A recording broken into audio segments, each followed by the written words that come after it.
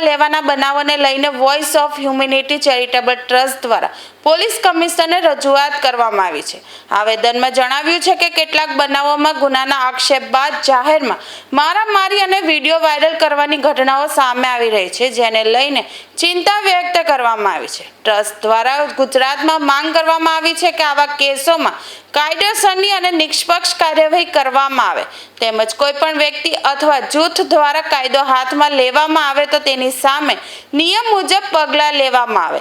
આવેદનમાં શહેરમાં સામાજિક સૌહાર્દ, શાંતિ અને સુરક્ષા જળવાઈ રહે તે માટે જાહેરમાં હિંસા અને ઉશ્કેરણીજનક પ્રવૃત્તિઓ સામે કડક વલણ અપનાવવાની પણ માંગ કરવામાં આવી છે।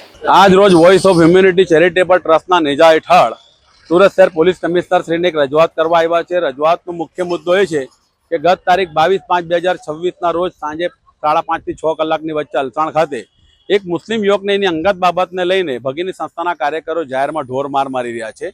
એનું મોબ લિન્ચિંગ કરવાનો પ્રયાસ કરી રહ્યા છે। મુસ્લિમ સમાજ અને ધર્મ પરથી એને ગંદી ગાળ ગલોચ અને વિભત્સ ગાળ ગલોચ કરી રહ્યા છે, જેનાથી સુરત શહેરના તમામ મુસ્લિમ સમાજ દુઃખ લાગણી અનુભવી રહ્યો છે।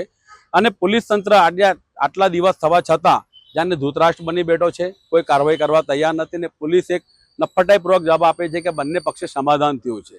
પ્રશ્ન બંને પક્ષના સમાધાનનો નથી, પ્રશ્ન એ છે કે ભગીની સંસ્થાના આગેવાનો કાર્યકરો જે પ્રમાણે કાયદો હાથમાં લઈને પોતે જ પોલીસ બની જાય છે અને પોતે જ કોર્ટ બની જતી હોય અને આવી રીતે જાહેરમાં ઢોર માર મારતી હોય, મોબ લિન્ચિંગ કરવાનો પ્રયાસ કરતી હોય તો આ સુરત શહેરની કથળી કાયદા વ્યવસ્થાને પ્રસ્થાપિત કરી રહ્યું છે।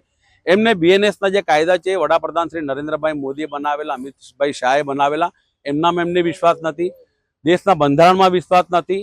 એટલા માટે જ આ ભગીની સંસ્થાના કાર્યકરો હંમેશા કાયદો હાથમાં લઈને આવું કાર્યવાહી કરતા હોય તો અમારી એક જ માંગ છે, એક જ વિનંતી છે કે સુરત શહેર પોલીસ સરકાર પક્ષે જાતે ફરિયાદી બને અને આવા બનાવની સામે કડક અને દાખલારૂપ કાર્યવાહી કરે કે જેથી શહેરમાં બીજી વાર આવા બનાવો બંનેની કોઈ કાયદો હાથમાં લઈને અને શહેરની કોમી એકતા અને શાંતિ કાયમ બની રહે।